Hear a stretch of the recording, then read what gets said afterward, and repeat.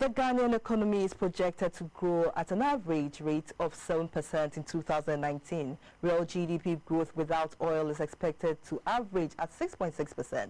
The Finance Minister, Mr. Ofori Atta, said inflation is expected to be within the target band of 8 plus or minus 2%, with overall fiscal deficit to remain within the fiscal rule of 3 to 5% of GDP.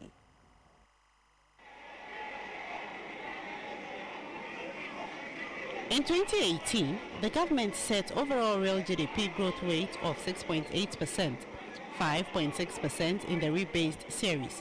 The government projected a non-oil real GDP growth rate of 5.4%, 5.8% in the rebased series, end-of-year inflation of 8.9%, fiscal deficit of 4.5% of GDP, 3.7% in the rebased series, primary surplus of 1.7% of GDP, and gross international reserves to cover at least 4 months of imports of goods and services.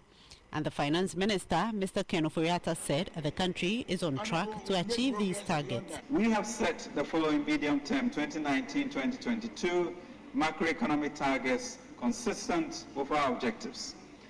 Overall real GDP to grow at an average of 7%, non-oil real GDP to grow at an average of 6.6%, inflation to be within the target band of 8 plus or minus 2%, overall fiscal deficit to remain within the fiscal rule of under 5% of GDP, the primary balance to be a surplus of at least 1% of GDP, and gross international reserve to cover at least 4 months of imports of goods and services.